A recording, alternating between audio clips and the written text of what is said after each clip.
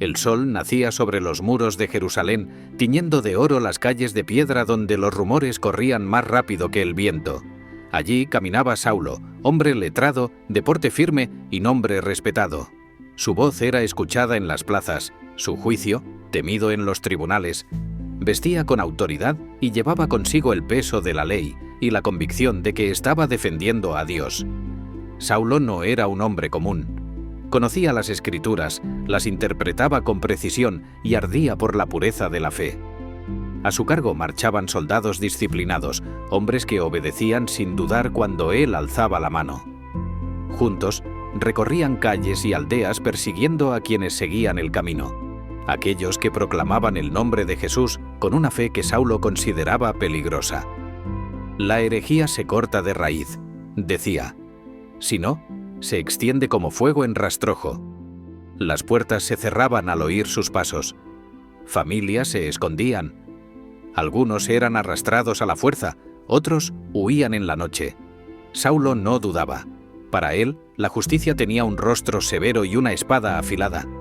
Cada arresto reforzaba su reputación. Cada orden cumplida, su certeza. Pero en lo profundo de su corazón algo se agitaba. No era culpa, aún. Era una pregunta silenciosa, sofocada por el ruido de las multitudes y el choque del metal. ¿Por qué aquellos hombres y mujeres cantaban aún cuando eran encadenados? ¿De dónde venía esa paz que ni la amenaza ni el dolor parecían quebrar? Saulo apretó los puños y avanzó. Había recibido noticias. Más seguidores del camino se refugiaban fuera de la ciudad. El viaje sería largo y la misión decisiva. Sin saberlo, al dar ese primer paso fuera de Jerusalén, Saulo estaba a punto de cruzar un umbral del que no habría regreso. El camino ya estaba trazado, pero no como él imaginaba. El camino hacia Damasco se extendía ante ellos como una serpiente de polvo y piedra. Saulo avanzaba al frente del grupo, montado con firmeza, mientras los soldados seguían su paso con respeto absoluto. El sol golpeaba sin misericordia, pero ninguno se atrevía a quejarse. Sabían que aquel viaje no era uno más, era una misión sagrada. En las alforjas llevaban cartas con sellos oficiales, autorizaciones que abrían puertas y cerraban destinos. Con ellas, Saulo podía apresar, juzgar y castigar a todo aquel que invocara el nombre prohibido. Cada kilómetro recorrido reforzaba su determinación. En su mente las palabras de la ley resonaban como un martillo. Obediencia, pureza, celo. No tengan compasión, ordenó mientras avanzaban. La fe verdadera no admite desviaciones. Al caer la noche, el grupo encendió una fogata. Las llamas danzaban, proyectando sombras inquietas sobre los rostros cansados. Algunos soldados hablaban en voz baja, otros afilaban sus espadas. Saulo, en cambio, se apartó.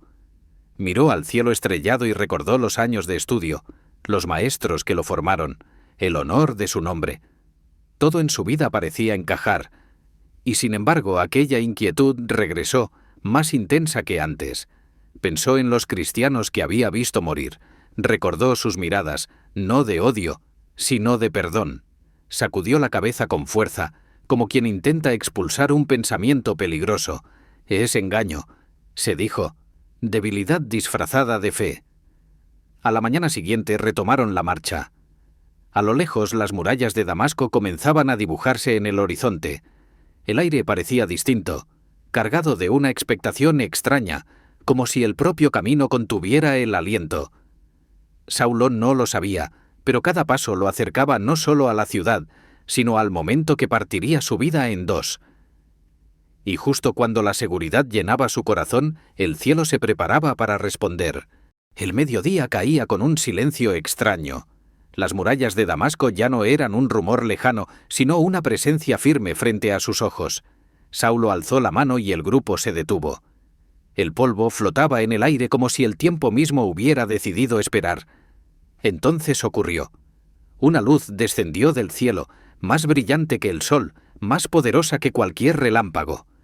No fue un destello, fue un golpe de gloria. Saulo cayó al suelo, cegado. Mientras los soldados gritaban y cubrían sus rostros, el mundo se volvió blanco, y luego silencio. «Saulo, Saulo, ¿por qué me persigues?». La voz no venía de la tierra ni del cielo, lo llenaba todo. Temblando, Saulo respondió desde el polvo: «¿Quién eres, Señor?». «Yo soy Jesús a quien tú persigues. Dura cosa te es dar coces contra el aguijón». El corazón de Saulo se quebró. Las palabras atravesaron sus certezas como espada. Cuando intentó levantarse, abrió los ojos, y no vio nada. La luz se había ido, pero la oscuridad permanecía. Los soldados atónitos lo tomaron de la mano. El hombre que había guiado ejércitos ahora necesitaba ser guiado. Entraron en Damasco en silencio. Saulo, el temido perseguidor, avanzaba ciego, sostenido por aquellos que antes temblaban ante su voz. No comió, no bebió. Durante 3 días, solo oró. En la oscuridad, las preguntas que había sofocado regresaron con fuerza, y esta vez no huyó de ellas. La fe que había combatido lo estaba llamando por su nombre. Pero la historia no terminaba en la ceguera. Allí apenas comenzaba la verdadera visión. En una casa humilde de Damasco, un discípulo llamado Ananías oraba en silencio. Su corazón estaba atento, como quien espera instrucciones que no siempre desea escuchar. Y entonces, en medio de la quietud, una voz lo llamó por su nombre. «Ananías». «Heme aquí, Señor», respondió con reverencia. «Levántate y ve a la calle que llaman la derecha. Busca en casa de Judas a un hombre de Tarso llamado Saulo. He aquí, ora». Ananías se estremeció. El nombre cayó como un trueno en su mente. ¿Saulo? ¿El perseguidor? ¿El que había llenado de temor a los creyentes? «Señor», dijo con cautela, «he oído de muchos acerca de este hombre, cuánto mal ha hecho a tus santos». Pero la voz no vaciló. «Ve, porque instrumento escogido me es este, para llevar mi nombre ante pueblos, reyes y los hijos de Israel». Con el corazón dividido entre el temor y la obediencia, Ananías se levantó. Cada paso por la calle derecha parecía más pesado que el anterior. Al llegar a la casa indicada, tocó la puerta. El silencio respondió. Tocó de nuevo y entró. Allí estaba Saulo sentado en la oscuridad, con el rostro cansado y el espíritu quebrantado. Ya no había arrogancia en su postura, ni dureza en su mirada vacía. Solo hambre de verdad. Ananías respiró hondo, se acercó y puso sus manos sobre él. «Hermano Saulo», dijo, «el Señor Jesús, que se te apareció en el camino, me ha enviado para que recibas la vista y seas lleno del Espíritu Santo». Algo como escamas cayó de los ojos de Saulo. La luz regresó, pero no era la misma. Era una luz que nacía desde adentro. Saulo vio, y al ver, comprendió que su vida anterior había terminado. Lo que había sido derribado en el camino ahora comenzaba a levantarse con un nuevo propósito. Saulo se levantó con paso inseguro, como un niño que aprende a caminar de nuevo. La luz que ahora veía no solo iluminaba las paredes de aquella casa en Damasco, sino también los rincones más profundos de su alma. Fue llevado hasta el agua, y allí, sin testigos ilustres ni discursos solemnes, fue bautizado. El hombre que había perseguido al camino descendió a las aguas como Saulo, y emergió marcado por una verdad que ya no podía negar. Al salir, tomó alimento por primera vez en días.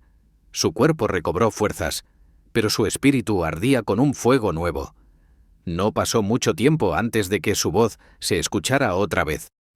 Esta vez no en los tribunales ni en órdenes militares, sino en las sinagogas. «Jesús es el Hijo de Dios», proclamaba. El asombro se extendió como un murmullo imparable. Los que escuchaban se miraban unos a otros incrédulos. «¿No es este el que destruía a los que invocaban ese nombre?», preguntaban. «¿No venía para traerlos presos?». Pero Saulo hablaba con una autoridad distinta. Ya no era el celo de la ley lo que lo impulsaba, sino la convicción de quien ha sido quebrantado y restaurado. Las escrituras que antes usaba como arma ahora se convertían en puente. Demostraba, verso a verso, que el Mesías había venido y que su nombre era Jesús. Sin embargo, mientras la fe crecía en su interior, la resistencia crecía afuera. Los mismos líderes que antes lo respaldaban ahora murmuraban entre sombras. La admiración comenzaba a transformarse en ira. Saulo no lo sabía aún, pero el precio de anunciar la verdad sería alto. El perseguidor se había convertido en predicador, y pronto en perseguido. Las puertas de Damasco aún estaban abiertas, pero el peligro ya caminaba hacia ellas. Las noches en Damasco ya no eran tranquilas. Entre callejones y patios cerrados, los susurros crecían como sombras alargadas. Saulo lo percibía en las miradas esquivas, en las conversaciones que se detenían cuando él entraba, en el silencio pesado que seguía a sus enseñanzas. Los líderes se reunieron en secreto. El nombre que antes defendían ahora los incomodaba. «Este hombre es un traidor», decían. «Usa su conocimiento para confundir al pueblo». La decisión fue rápida y peligrosa: vigilar las puertas de la ciudad día y noche. Saulo no debía salir con vida. Mientras tanto, los discípulos se reunían en una casa discreta. El ambiente era tenso. Uno de ellos habló en voz baja. «Saulo, saben de ti. Han decidido matarte». Por un instante, el pasado volvió como un eco cruel. Aquellas mismas estrategias, aquella misma persecución, ahora apuntaban hacia él. Saulo cerró los ojos, respiró hondo y asintió. No hubo sorpresa en su rostro, solo una extraña paz. Esa misma noche, cuando la luna se ocultó tras las nubes, lo llevaron hasta la muralla. No hubo discursos ni despedidas largas, solo manos firmes, una cuerda resistente y un canasto sencillo. Saulo descendió lentamente por el muro, sintiendo el roce áspero de la piedra. Cada metro era una renuncia al hombre que había sido. Cuando tocó tierra, no miró atrás. Corrió hacia la oscuridad, guiado por una fe que aún estaba aprendiendo a obedecer. La ciudad quedó atrás, pero el llamado apenas comenzaba. Libre de las murallas, Saulo entendió que su viaje no era de huida, sino de envío. El camino lo llevó de regreso a Jerusalén, la ciudad donde su nombre aún pesaba como una sentencia. Saulo entró sin escoltas ni autoridad, solo con la fe como equipaje. Pero al intentar reunirse con los discípulos, las puertas no se abrieron. «No puede ser él», susurraban. «Es una trampa». El temor era comprensible. Jerusalén aún recordaba las prisiones, los gritos, las órdenes firmes que llevaban su sello. Para muchos, Saulo seguía siendo el perseguidor, aunque su corazón hubiera cambiado. Fue entonces cuando apareció Bernabé. Bernabé escuchó la historia completa: la luz en el camino, la voz del cielo, la ceguera, la restauración, la huida nocturna. No vio a un enemigo, vio a un hombre transformado. Tomó a Saulo del brazo y lo presentó ante los apóstoles. «Este hombre ha visto al Señor», dijo con firmeza, «y ha hablado de él sin temor». La desconfianza no desapareció de inmediato, pero algo comenzó a quebrarse. Saulo habló con respeto, con humildad. Ya no imponía, testificaba. Y poco a poco, Jerusalén escuchó. Sin embargo, el peligro volvió a levantarse. Las mismas discusiones que antes lo encendían ahora provocaban amenazas contra su vida. Los hermanos entendieron que no era tiempo de quedarse. Lo llevaron fuera de la ciudad y lo enviaron lejos, hacia su tierra natal. Saulo partió una vez más, sin saber cuánto duraría el silencio ni cuándo volvería a predicar públicamente. Pero Dios no estaba apartándolo, lo estaba preparando.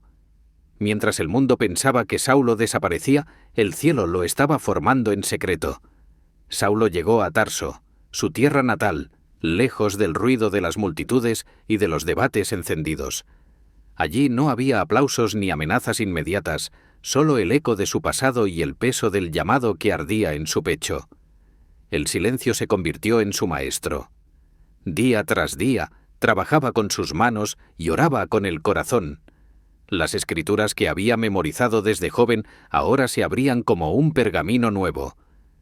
Cada profecía parecía apuntar a Jesús. Cada promesa encontraba sentido.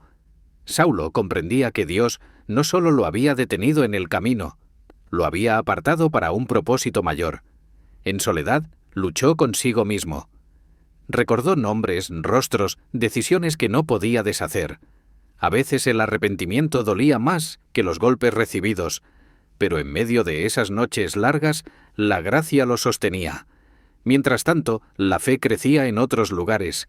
Las comunidades necesitaban enseñanza, firmeza, dirección, y aunque pocos lo sabían, el nombre de Saulo volvía a ser pronunciado en oración.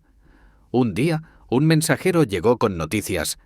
La iglesia se expandía más allá de Jerusalén, hacia tierras inesperadas.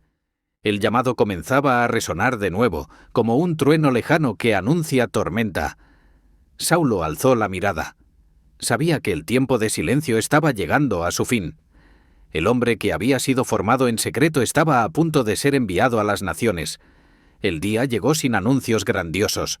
Bernabé apareció en Tarso con un propósito claro.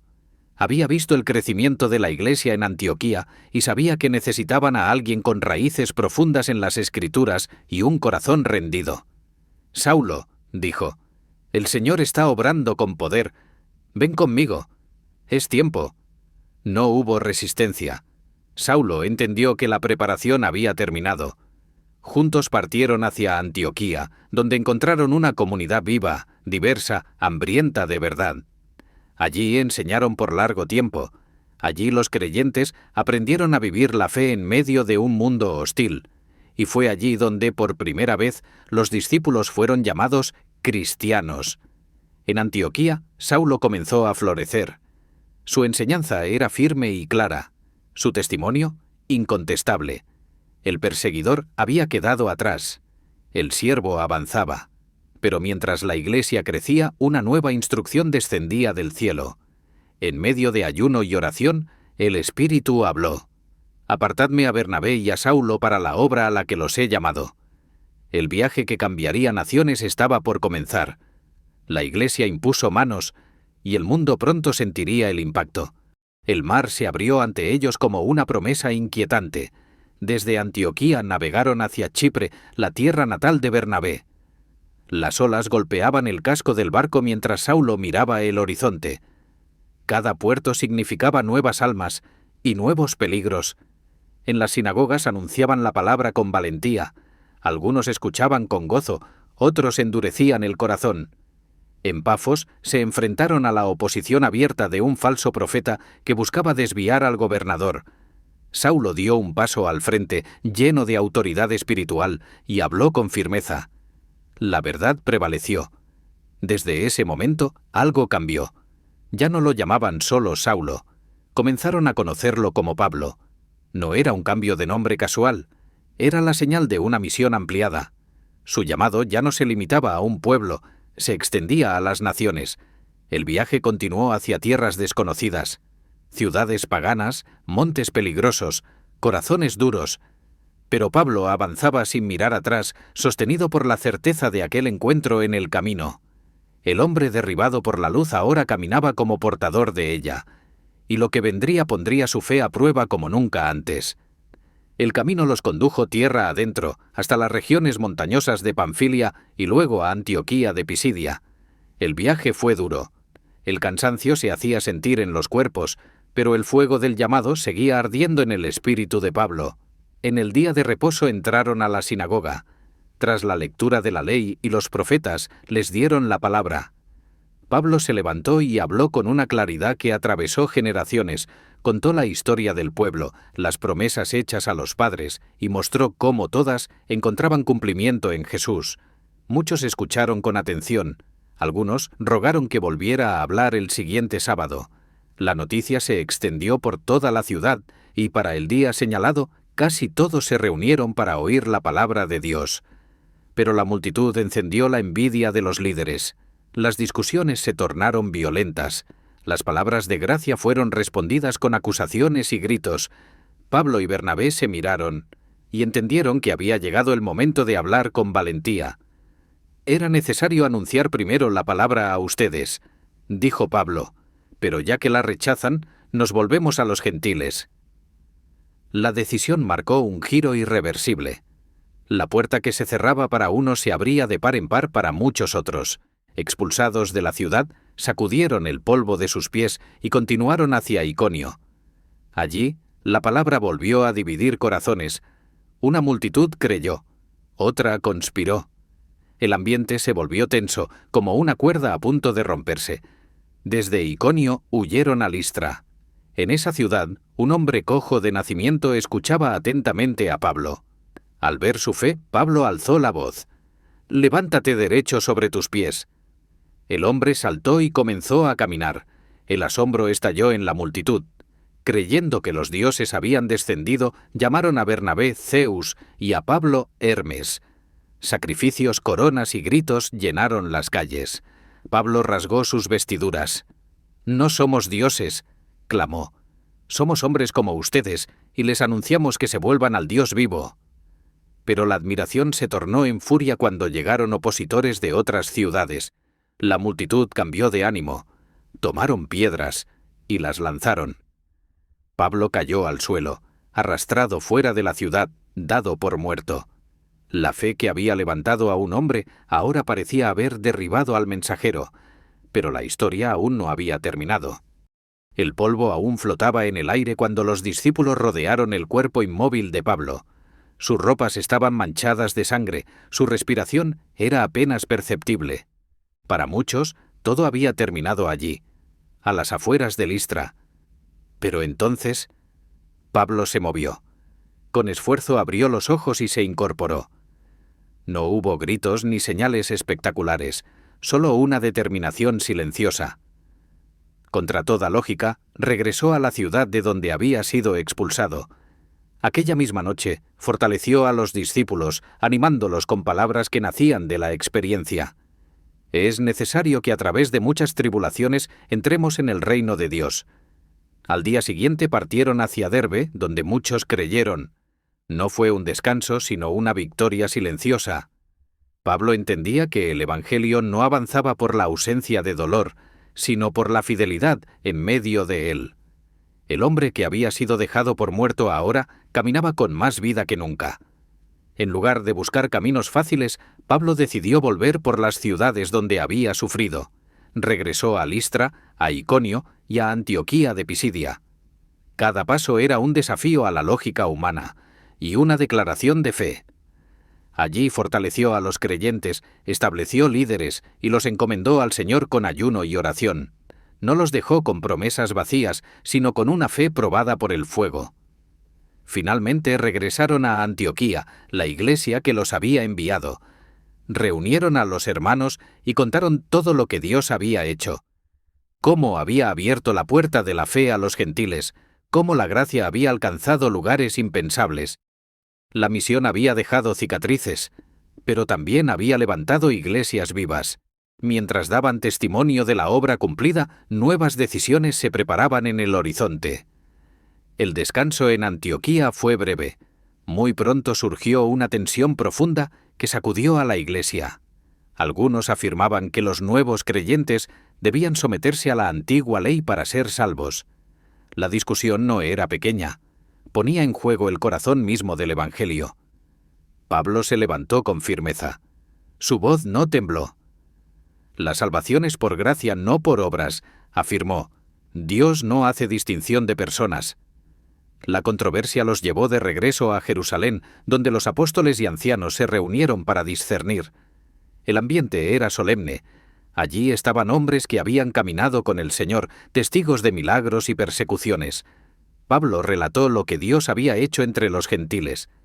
Corazones transformados, vidas restauradas, fe genuina sin las cargas de la ley. Pedro también habló recordando cómo Dios había obrado sin hacer distinción. Finalmente, el consenso llegó como un soplo de paz. La gracia prevaleció. Lo que había sido motivo de división se convirtió en una confirmación del llamado de Pablo. De regreso al camino, Pablo no fue solo. A su lado caminaba Silas, compañero fiel en una nueva etapa del viaje. Atravesaron Siria y Cilicia, fortaleciendo a las iglesias con palabras de ánimo y verdad. En Listra, Pablo conoció a un joven de buen testimonio llamado Timoteo. Vio en él un corazón dispuesto y un futuro lleno de propósito. Sin dudarlo, lo invitó a unirse al viaje. 3 generaciones caminaban ahora juntas: el apóstol marcado por cicatrices, el compañero probado en fidelidad y el joven que apenas comenzaba a responder al llamado. El camino volvía a abrirse. Nuevas ciudades, nuevos desafíos, nuevas pruebas aguardaban más adelante. Pero antes de elegir la siguiente ruta, el cielo mismo tendría la palabra final. La noche cayó sobre Troas con un silencio expectante. Pablo oraba, buscando dirección. Habían intentado ir a otras regiones, pero el camino se cerraba una y otra vez. Entonces, en sueños, apareció un varón de Macedonia suplicando: «Pasa a Macedonia y ayúdanos». Al despertar, Pablo no dudó. Comprendió que no todas las puertas se abren con fuerza, algunas se abren con obediencia. Prepararon el viaje y zarparon al amanecer. El viento infló las velas como si el cielo mismo empujara el barco. Europa los esperaba. El llamado había cruzado mares, la misión estaba a punto de cambiar continentes. Llegaron a Filipos, donde el Evangelio encontró corazones abiertos y resistencia feroz. A la orilla del río, una mujer llamada Lidia escuchó y creyó. Su casa se convirtió en refugio y comienzo de una iglesia. Pero la libertad no tardó en provocar oposición. Pablo y Silas fueron arrestados, azotados y arrojados a una prisión oscura. Con las espaldas heridas y los pies en cepos, elevaron sus voces en alabanza. No cantaban para huir, cantaban porque eran libres. A medianoche la tierra tembló. Las puertas se abrieron. El carcelero, temblando, preguntó: «¿Qué debo hacer para ser salvo?». Aquella noche la cárcel se transformó en altar. Cuando las cadenas cayeron, quedó claro que nada puede encerrar la fe. El viaje continuó por Tesalónica, Berea y finalmente Atenas. Allí, rodeado de templos y filósofos, Pablo habló del Dios no conocido con valentía y sabiduría. Luego vino Corinto, donde permaneció largo tiempo, trabajando, enseñando y levantando una comunidad firme en medio de una ciudad difícil. Las noches eran largas, pero el Señor lo sostuvo, recordándole que no estaba solo. Cartas comenzaron a salir de su mano, llevando corrección, consuelo y esperanza a iglesias distantes. La voz del antiguo perseguidor ahora edificaba generaciones. El mensaje avanzaba más rápido que sus pasos, la palabra ya no podía detenerse. Los años pasaron entre viajes, cárceles y despedidas. Pablo regresó a Jerusalén sabiendo que lo esperaban cadenas, y así fue. Golpes, juicios, prisiones. Nada logró silenciarlo. Incluso encadenado, anunció la esperanza con una convicción inquebrantable. Finalmente llegó a Roma, no como conquistador, sino como prisionero. Y aún así, el Evangelio entró en el corazón del imperio. El hombre derribado por una luz en el camino terminó iluminando naciones enteras. Su vida fue un éxodo. De la ley a la gracia, del orgullo a la obediencia, de perseguidor a apóstol. Y aunque sus pasos se detuvieron, su voz sigue resonando. Porque cuando Dios cambia un corazón, puede cambiar el mundo. Si te gustan las historias como esta, dame un me gusta. Y suscríbete a mi canal para seguir publicando más videos como estos. Dios los bendiga a todos.